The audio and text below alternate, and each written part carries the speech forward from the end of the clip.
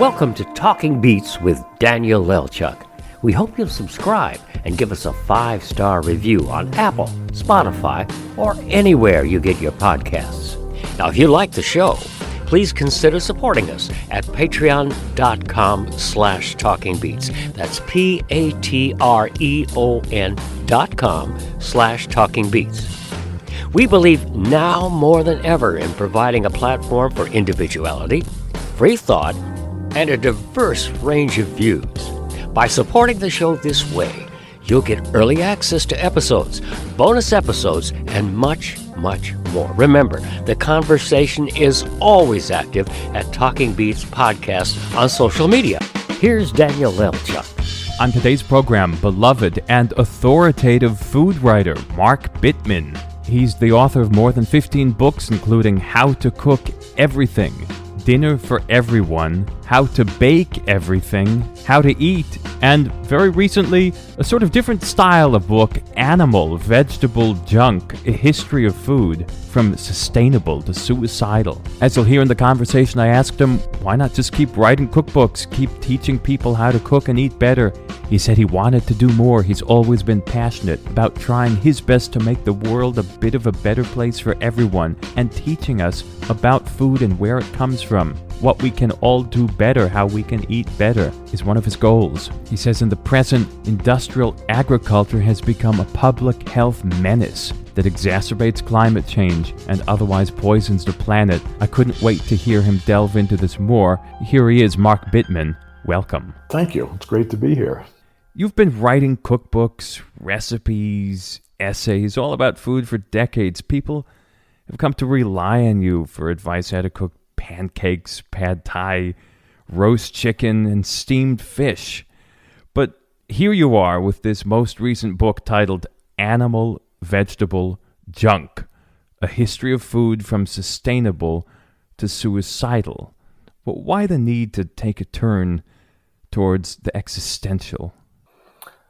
Well, I did, write opinion columns about food for the Times for 4.5 years. So it's not, and longer than that, really. So it's not, but weekly for 4.5 years. And it's not a U-turn here. It's an addition. And it's a long story. I've been writing about food for 40 years, but the short version is there's more to food than cooking. And maybe I was slow to catch on to that, but I did catch on to that 15 or 20 years ago. And since then, I continue to do cookbooks. I continue to cook and love cooking and love talking about cooking. But I don't think we take food seriously enough. And I find evidence of that every day. We can talk about that if you want. But when I was writing opinion columns, I thought I'll create a mosaic. I'll do a column on some different aspect of food every week, and people who follow me after a while will understand better what the big picture looks like. But it didn't work. I mean, I don't know that a book is going to work either, but that didn't work. So I thought, okay, well, 100,000 words all at once. Here we go. And 5 years later, here's Animal, Vegetable. So how do you know it didn't work? What do you mean exactly it didn't work? You're trying to send some message through the mosaic, through articles, 800, 1,000, 1,200 words, sometimes 3,000. Okay, so shorter, medium-length articles. What wasn't getting through? What told you that 100,000 words, a book, had to be the solution? Well, I don't know that it's a solution, but it is a different approach, and it gave me the room to look at history and talk about how we got here and how decisions were made or not made, and where we are, looking at a big picture of where we are regarding food right now and what decisions should be made. I think it helped me understand the big picture better, and I know it's as good.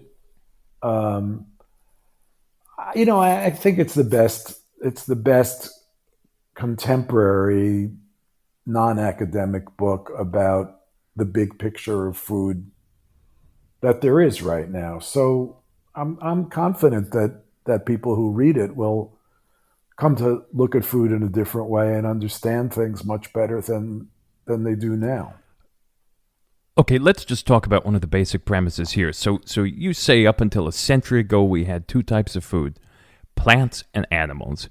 But as agriculture and food processing became big industry, another type emerged, junk. What is junk food?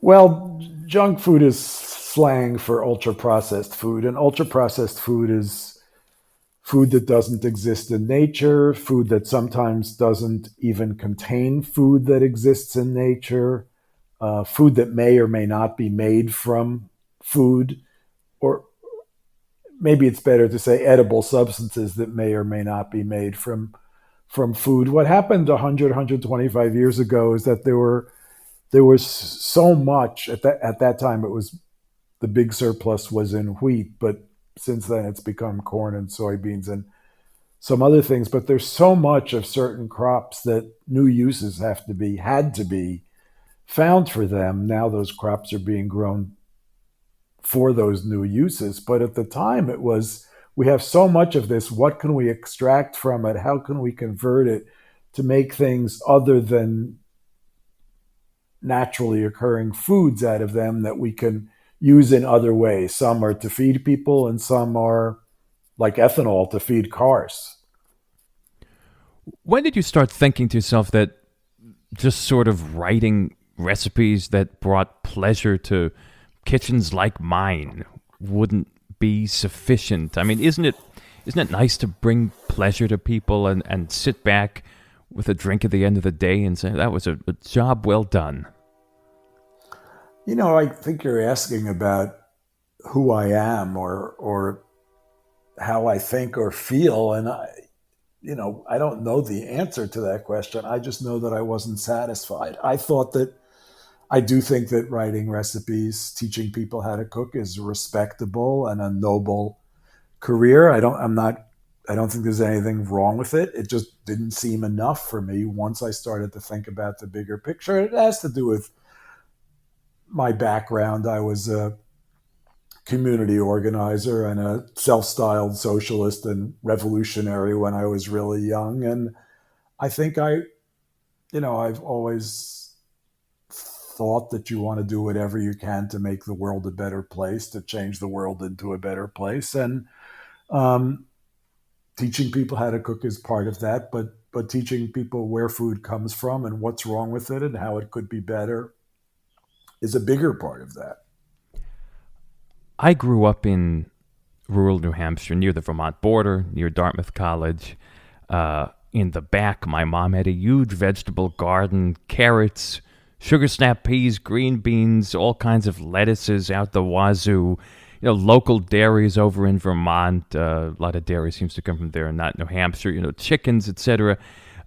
In short, sort of a food experience, a food education I experienced very different than most Americans. What did I gain from that at a young age? What I wonder.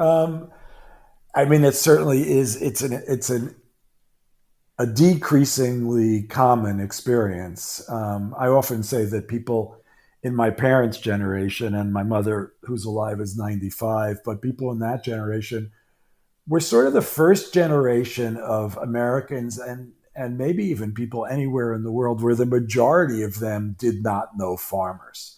Things had become so urban that more and more people just had no idea of where their food came from or what it was about. And my mother to this day, I have chickens, my mother to this day says, I don't like chickens because of some experience she had when she was 12 visiting a farm. And that was basically her only.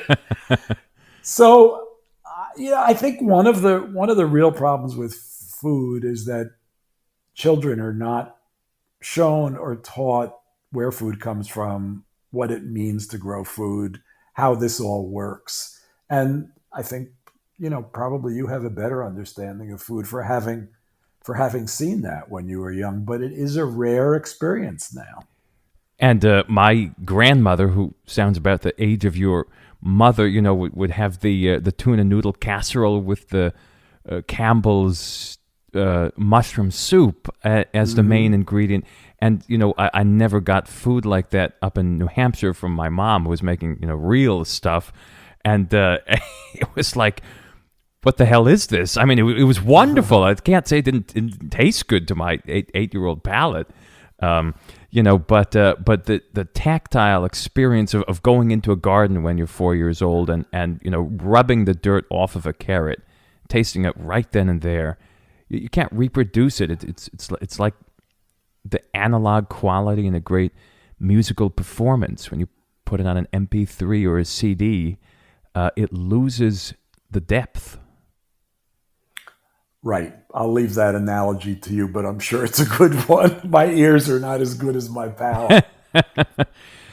Okay, so let's talk a little bit more about the development of junk food. What were the, I don't want to say malicious, what were people doing? There was a rush to what at the beginning of all this?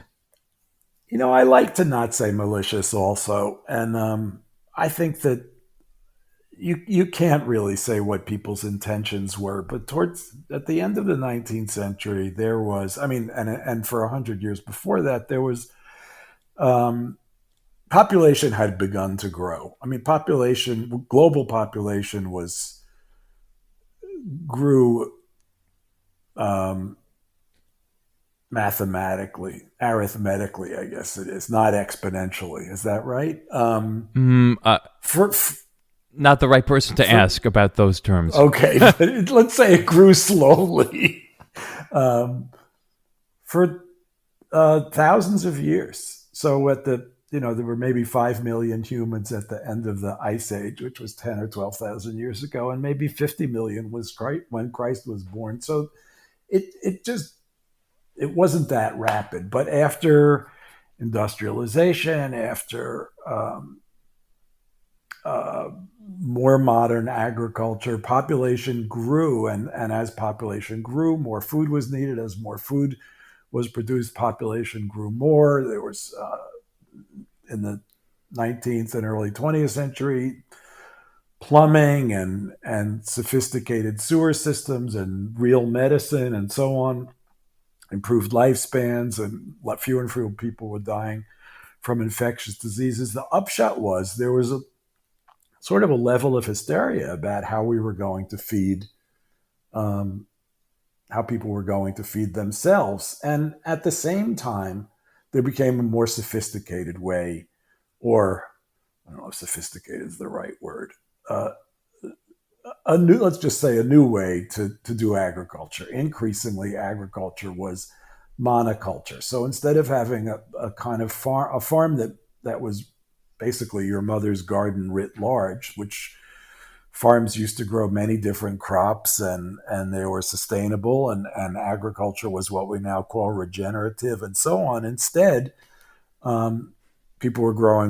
farmers were growing one crop at a time and selling that crop for cash and figuring they would buy their food elsewhere. And this is kind of the philosophy of contemporary capitalism or neoliberalism, which is you produce what you're best at producing, and then you enter the cash market and you buy what you need from people who are better at producing the other stuff. When it came to food, it was tricky to do that, but with the invention of chemical fertilizer and the gasoline-powered tractor, it became much easier to plant and grow 1,000 acres at a time of just one crop. And that is not a natural thing to do. You don't see that in nature. You don't see one crop growing at a time anywhere in nature. When you go to a meadow or a forest or anything, nature is chaotic. There are thousands of things growing at the same time. When you go to a modern cornfield in Iowa, it's just corn, and everything else is seen as the enemy of corn. So everything is put into the soil and maintained so that only corn grows. You don't want to encourage bugs or other plants or anything, just corn. And what happens when you do that is, you have a lot of corn and you got to figure out what to do with it. Remember, we're trying to sell it on the world market, so we have enough money so that we can buy the food we actually want to eat and other things also. But you also are robbing the soil of nutrients. You're replacing things in the soil with chemicals. You're poisoning the land and the air and the water around that by using those chemicals. And ultimately, you're creating food that doesn't really nourish people. So that's a process that began in the very late 19th and early 20th century and accelerated tremendously after the Second World War and even more in the 70s and 80s, to the point where the majority, I'm not going to do a lot, I don't do a lot of statistics, but this is a big one. The majority of calories in the United States right now come from ultra processed food, that is, come from junk. Maybe 60%, 55%, 65%, somewhere in there of those calories come from food that doesn't exist in nature and is basically non-nutritive and in some cases anti-nutritive. That is, it makes you sick instead of promoting health. Food is supposed to be nutritious, that is, promote health. But there's the majority of the calories that are produced and eaten in the United States right now do not promote health. You're talking about They something promote like the opposite. Twinkies. Is that the sort of classic example? Yeah, Twinkies, Cheetos, Coke, French fries, McDonald's cheeseburger, all of the stuff that we know, we think of, whatever comes to your mind when you think of junk. Apple Jacks. Well, French fries can be pretty good if you make them at home. I'm sure you have probably 5 recipes for them. But And if you eat them once a week, yeah. As a staple, sometimes the dose makes the poison. A teaspoon of sugar is not going to kill, it's not going to hurt very many people, but half a cup of sugar, a cup of sugar a day is going to give you diabetes. I just want to mention for the people, because there are people from lots of different countries going to hear this, and what you said about corn, Iowa, the amount of corn grown here is astonishing. And I drove once to play a music festival where I perform each summer in Minnesota. I drove from New Hampshire to Minnesota. There was constant corn from about a third of the way through New York State all the way until pretty much the end of the drive. Almost not an exaggeration. It was shocking. You think of corn in Iowa, you think of corn in, I guess, half of Nebraska and some other big states, but it was basically an hour and a half, 2 hours from the Vermont border, the corn started, and it didn't end. It's unbelievable. It is literally tens of millions of acres. One obvious question that comes to mind, Mark Bittman, is without all of the chemicals and the gas-powered tractors and the John Deere's roaming around, would we have been able to grow enough food to feed a swelling population? Well, in the way, it's the wrong question. I mean, forgive me for saying that, but we are not responsible. I don't know who we is, but when you ask that question, I think you mean, again, forgive me for interpreting you, but I think you mean, can industrial agriculture feed the world? No, I mean, could we have avoided it as a society? Could some force have stepped in and said, we're not going this direction, we have to figure it out some other way? Was that the only solution at the time? I don't know, and neither does anybody else. It's like saying, could we have avoided racism or could we have avoided poverty? I mean, maybe, but we weren't smart enough to be able to figure that out, or some of us weren't. Enough of us weren't smart enough to be able to figure that out. The question is really, how do we move forward? And we move forward in 2 ways. One, by restricting what industrial agriculture can do. And let's not go all the way to asking the question of, can we live without industrial agriculture? Let's just start with, how can we make industrial agriculture better? Can we use fewer pesticides? Can we endanger fewer workers? Can we torture fewer animals? Can we produce more nutritious food? Can we poison less water? And so on. Let's try that stuff first, while at the same time, let's try supporting people who are farming in ways that work, instead of trying to subvert them and converting them to becoming industrial farmers or succumbing to industrial farming. It's not so black and white where we say, can we get rid of industrial farming in the next couple of years? There are dangers involved in the way we're farming now, and the sooner we address those dangers, the better. But it's not like we're going to fix this overnight any more than we're going to fix income inequality overnight. But we have to take measures to move in the right direction. So, yeah. What can people are probably daunted by what you're saying. What's a simple thing for someone to do? One or two little changes that they can make. I don't know if it's meeting a farmer nearby, and all of this implies that you have the resources to spend however much the eggs at the farmer's market cost or whatever the local chicken cost instead of, but yes, we're assuming that you do have that. If you don't have the resources, that's something we can talk about later. But assuming you have the financial resources and a little bit of time, and you want to make a change, what can someone do that's not radical, but that's sort of would make a difference? People with resources can change their own diets, and people with resources can indeed shop at farmers markets or join a CSA or anything like that. But anybody can be involved in community activity, political work, whether that's local or working on more national campaigns, to try to get people in office who understand that food is a big issue and who are willing to work and push legislation to remedy some of these problems. I mean, people who live near, and this winds up being an income issue also, but people who live near consolidated animal feeding operations, CAFOs, are subjected to amounts of airborne, mostly airborne, but also waterborne poisons to the point where their health is threatened. Not that is to say that they are subject to a far greater number of carcinogens than people who don't live near factory farms. Now, that's something that has to be solved by legislation. Those people can change their diets and they can exercise, they can do whatever they want to do, but unless they can afford to move away, they are living in carcinogenic hot zones. That's the kind of thing that we need legislation to fix. So yes, some of us can change our diets, some of us can change our lifestyles, but and that's just one small example. We all need legislation that's going to reduce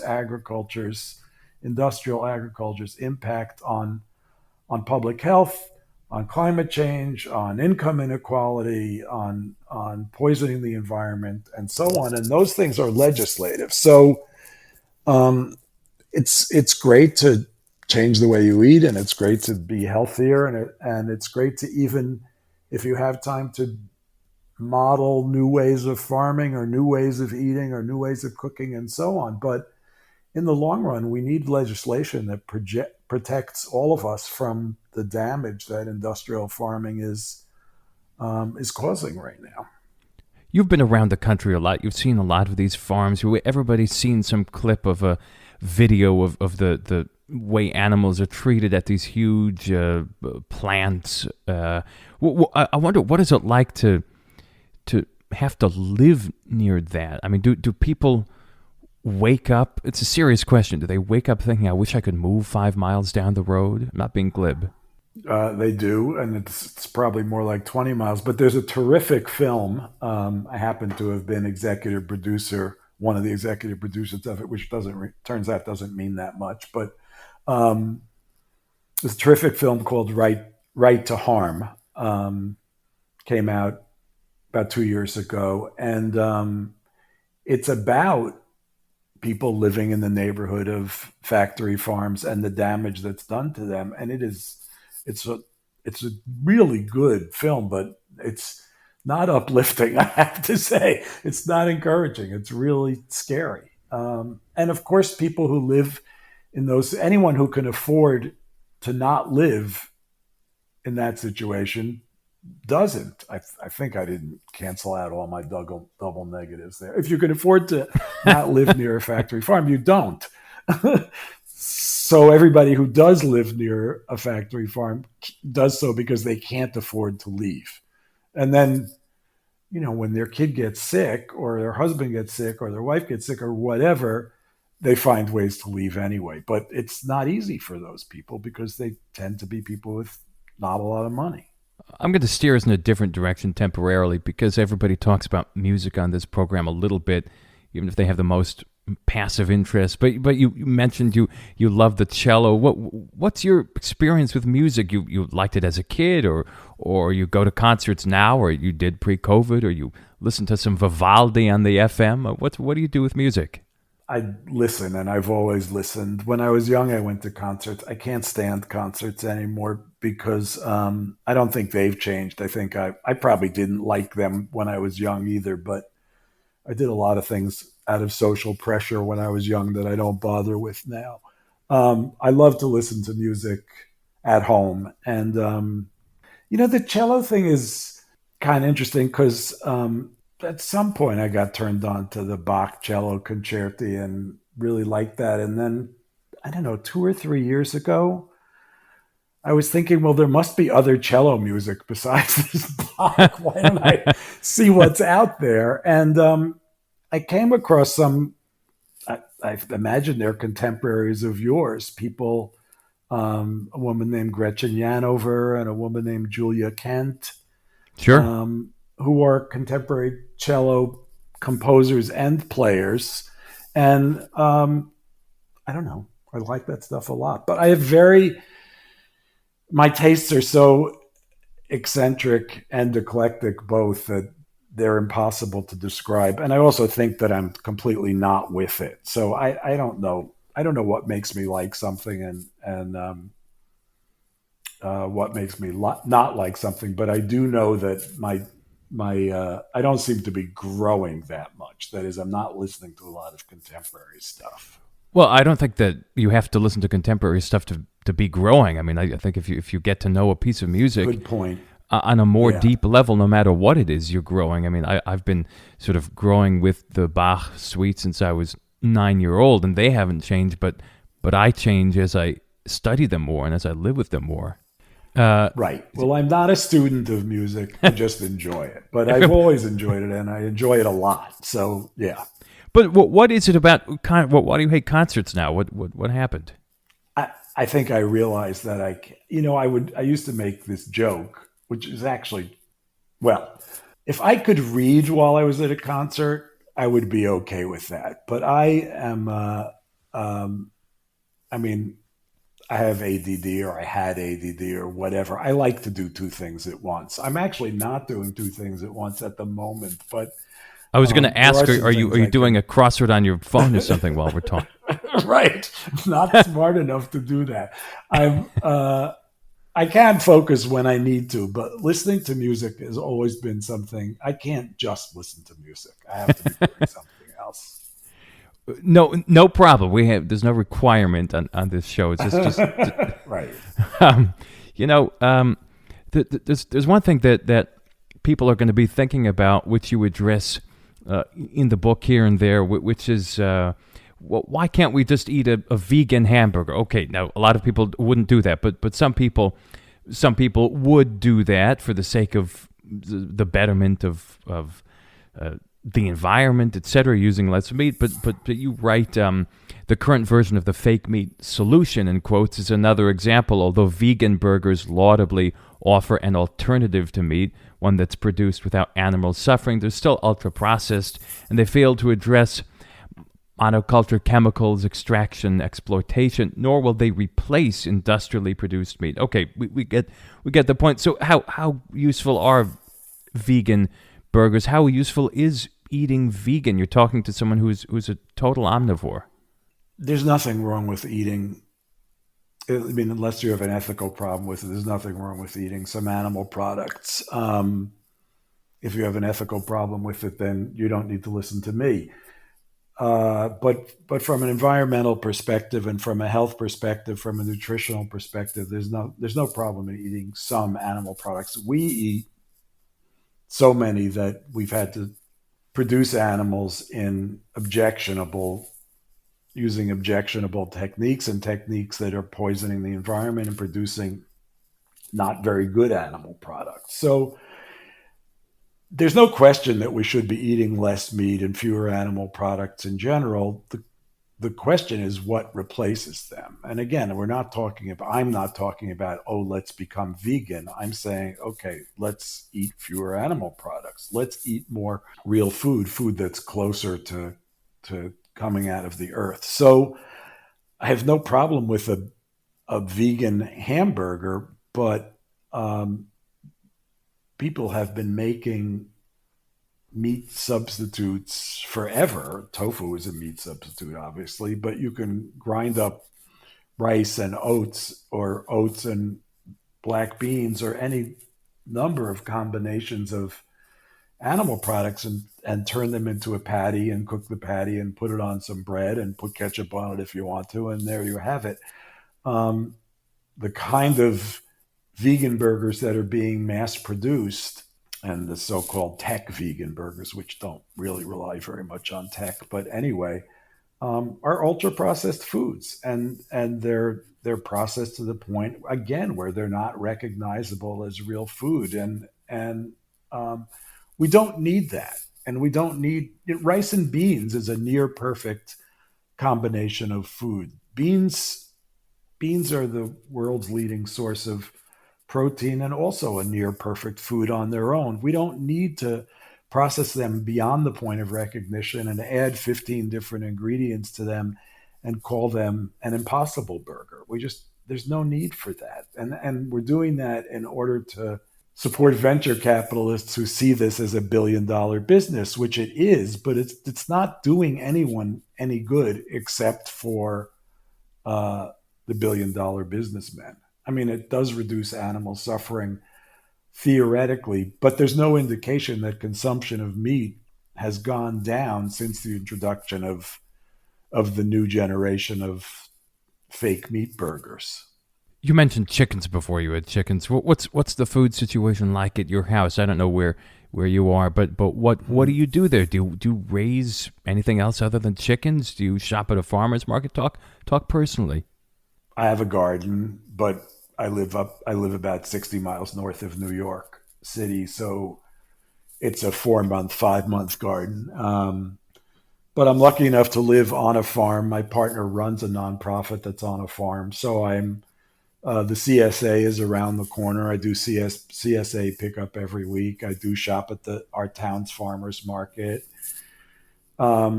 We actually belong to 2 or 3 CSAs because we like playing around with those. And yeah, the only animals I raise are chickens, and they are pets. I've come to adore them, and I really like taking care of them. It suits me. But I work at home, so I have some time to do that, and I have some time to garden, and that works out for me. You have other ventures that you're doing other than writing books. You run a newsletter where sort of you farm out articles to young up and coming food writers. What's all this about? There's a way in which I've had people work for me over the years doing research, recipe testing, recipe writing, and so on, and it seemed that there had to be a way to encourage them to stick around if I liked them. And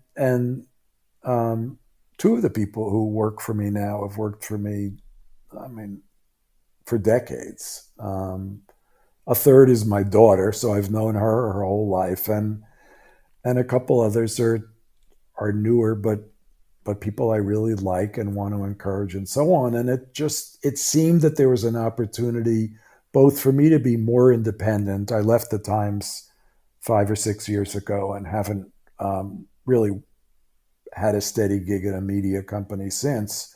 I mean, that's not entirely true, but it has changed.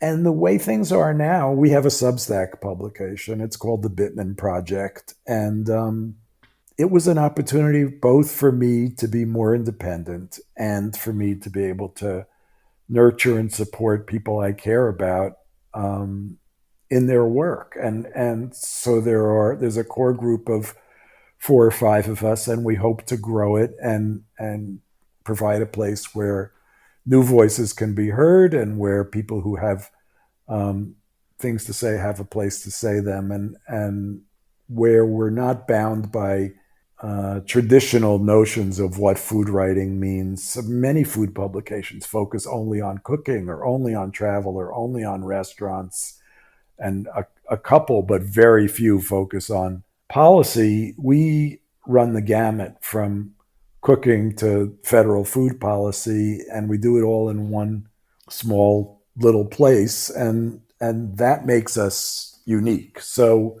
we're hopeful about this. So far, the project is only a couple of months old, so it's early days, but it's been fun. It's been rewarding.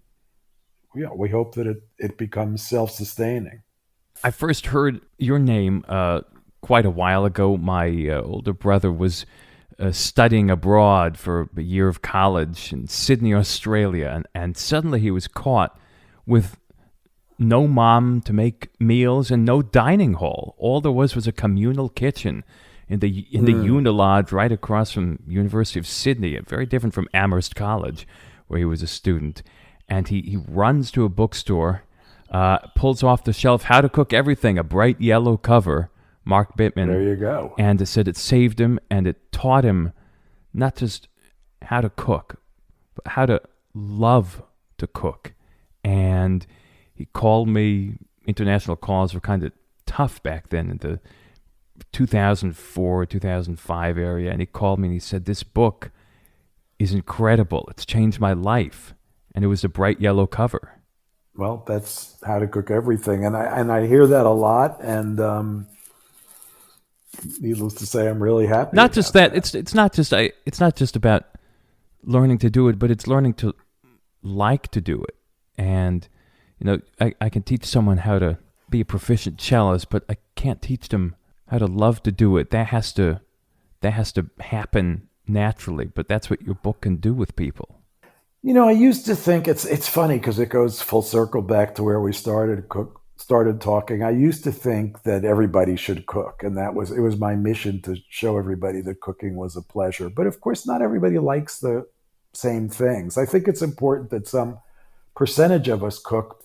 Over the years, I've come to think what's really important is that everybody have a right to eat good food, and whether they cook it or not is secondary. I think it's up to us as food advocates, as humans even, to figure out how everybody gets to eat well, because it's critical to life. Getting out of this situation that we're in with the huge meat processing plants and the agriculture and the tons of chemicals sprayed around the fields in Iowa. Legislation from the federal level, is this the best hope? I don't know about federal level. I mean, I would say honestly, it's an important component, but many things can change on a local level. School lunches can be changed on a local level. The way that a hospital or a prison or, again, a school or anything that's controlled by a municipality, the way that food is bought for that municipality is often controlled on a local level. So there are changes that can be made. It's not just, we talked a little bit before about how people with resources can act differently and change their own lives or the lives of their family, maybe the lives of their neighbors. But similarly, we can work as neighborhoods, we can work as towns, we can work as cities, we can work as states. Ultimately, there is going to have to be legislation or regulations by the Environmental Protection Agency, by the Food and Drug Administration, by the Department of Agriculture, by the U.S. Congress, by the President, that protects us from doing food badly. We need Clean Water Acts and Clean Land Acts. We need better regulations on pesticides, on how animals are raised, and so on. Most of that is going to happen on the federal level, but there are lots and lots of changes that can happen locally. I like that you write change that starts by recognizing that access to healthy food is a basic and universal human right, and that the planet's well-being takes precedence over corporate profits. It's a wonderful line. I hope we can all get to agreeing on it. It seems that we have a long road ahead of us. Almost every country in the world acknowledges that food is a right. Good food, access to good food is a right that their citizens naturally have. Ours doesn't. So it could start with a question of what is food for and what is people's right when it comes to food. And answering that question will go a long way toward putting us on the road to doing things better. Are you an optimist? Are you an optimist about this? It seems that you've laid it out on the table. You lay it out in the book. You mentioned the movie where you executive produced, and you said it wasn't sunny. What are you feeling sunny about regarding all this? Well, I think we're in a window of optimism. I think the election, the early days of the current administration and the current Congress are encouraging, but I think it is just a window. And not to, jump onto a completely different topic. But if my feeling is that if Democrats pass progressive legislation around food and climate change and employment and income and so on, they will show that they're actually different from Republicans, and maybe there'll be a longer term in office and a period where more solid, good legislation is passed. I think that if the Democrats lose control of the Congress in 2022, then we will have had 18 or 24 months of an opportunity that I hope we don't miss. But I'm currently optimistic, but I haven't spent a lot of my life being optimistic, so I'm prepared to not be optimistic again. Okay, only time will tell, Mark Bittman. In the absolutely. In the meantime, I thank you very much. I hope you'll come back. There's a lot more to talk about. Well, I'd love to. Thanks for having me. It's really fun. You've been listening to Talking Beats with Daniel Elchuk. The original theme music is by Ronald Barkham. The content coordinator is Nathaniel Mose, and Doug Christian is executive producer. We invite you to subscribe and leave a 5-star review on Apple, Spotify, or anywhere you get your podcasts. You can support us at patreon.com/talkingbeats. That's patreon.com/talkingbeats. And be sure to check us out on social media. We'll see you next time on Talking Beats with Daniel Elchuk.